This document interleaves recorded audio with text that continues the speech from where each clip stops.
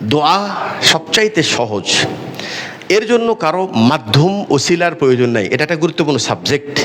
এখানে যে মানুষ ভুল করেছে, শয়তান ধোকা দিয়েছে, তুমি গুনাহগার, তুমি দোয়া করলে আল্লাহ দোয়া কবুল হবে না, এটা একটা প্রথম ধোকা। আর একটা ধোকা হলেই যে দুনিয়ায় কিছু নেক মানুষ আছে তার মাধ্যমে ওসিলায় দোয়া করো, এটা আর একটা ধোকা। আচ্ছা, এই আয়াত কি বলছে? ওয়াইদা সালাকা ইবাদি আন্নি ফাইন্নি কারিব, সূরা বাকারা 186 নম্বর আয়াত। বলছেন আমি তোমার একদম কাছে। কাছে মানে কি আল্লাহ নিরাকার? কাছে মানে কি আল্লাহ সর্ব জায়গায় বিরাজ আছে? এটা একটা ভুল ব্যাখ্যা। এই যে আমি আবার আপনাকে প্রথম কথাটা বলছি, দয়া করে আমার কথা ভুল বুঝবেন না। আপনার কাছে আমি সম্মান রেখে বলছি, আল্লাহ যদি আপনাকে এই ব্যাখ্যাটা বোঝার তৌফিক দান করে, ব্যাখ্যা বোঝার সময় এই চশমার রঙটা সাদা থাকতে হবে, সাদা। এটার রং যদি লাল হয়, এই সাদা জিনিসও লাল মনে হবে। এটার রং যদি নীল হয়, এই সাদা কাপড়টাও নীল মনে হবে।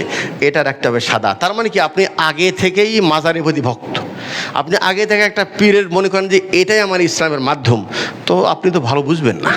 আল্লাহ বলছেন আমাকে বড় ফাইন্নি কারিব, আমি তোমার কাছে আছি। কাছে থাকার মানে হলো এই, বহু আয়াত আছে কাছে থাকার। তিনি যে বলছেন ফাইন্নি কারিব, আল্লাহ তাআলা কাছে থাকার মানে কি উনি আমার সাথে আছে জাতে মুবারক। একটা আয়াতের উপর ভরসা করে ফতোয়া দিলে হবে না। এটাও যেরকম আছে ওহুয়া মাকুম আইনা মা কুনতুম, তুমি যেখানেই থাকো আল্লাহ তোমার সাথে আছে, এই ব্যাখ্যা আপনি আপনার মতো করে ব্যাখ্যা করলে হবে না। এই ব্যাখ্যা সাহাবীরাকে আল্লাহ রসুল কীভাবে বুঝিয়েছেন সেভাবে বুঝতে হবে। আপনি যেগুলি তাফসির, গ্রহণযোগ্য তাফসির আছে, মুফাসসির একরাম, আপনি 1400 বছর পর এসে আপনার মন মতো করে কোরআনের ব্যাখ্যা করবেন, তাহলে এটা ভুল হবে। এটা তো এখানে ব্যাখ্যা হলেই ওহুয়া মাকুম আইনা মা কুনতুম আল্লাহু বিমা তা'মালুনা বাসির, তোমার সাথে আছে মানে কি তুমি যা করতেছো আল্লাহ দেখতেছে। তার মানে কি আল্লাহ তাআলা সাথে আছে জ্ঞানের দৃষ্টিকোণ থেকে, দেখার দৃষ্টিকোণ থেকে এবং শোনার দৃষ্টিকোণ থেকে। সব কিছু আল্লাহ দেখছেন, সব কিছু আল্লাহ তাআলা শুনতেন, সব কিছু বিষয়ে অবগত, কিন্তু তিনি আছেন আরশে আজিমের উপরে। অতএব সেই আল্লাহকে যখন কোনো বান্দা বলছেন ফাইন্নী কারিব উজিবু দাওয়াতাদ দাই ইজা দান, যখনই সে আমাকে ডাকবে আমি তার ডাকে সাড়া দিব।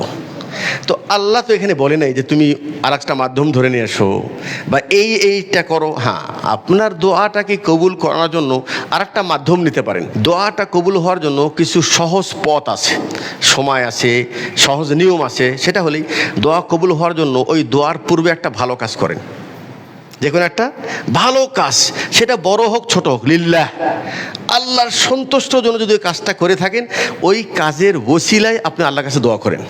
আপনারা অনেকেই ওমরা করতে যে 5টা 10টা ওমরা করেন, ভুল।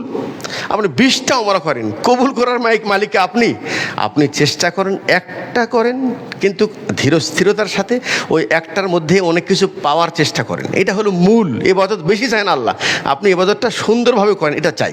আচ্ছা, কি করতে পারেন? আপনার মা বাপের জন্য ওমরা আলাদা করার দরকার নেই তো, আপনি একটা ওমরাই করেন আর আল্লাহকে বলেন আয় আল্লাহ আমার এই ওমরাটা কবুল করো, এই ওমরার ওসিলায় আল্লাহ তুমি আমাকে মাফ করো, আমার স্ত্রীকে মাফ করো, সন্তানাদিদেরকে মাফ করো, মা বাপ শ্বশুর শাশুড়ি দুনিয়ার সবাইকে আপনি ওখানে একসাথে নিয়ে নেন।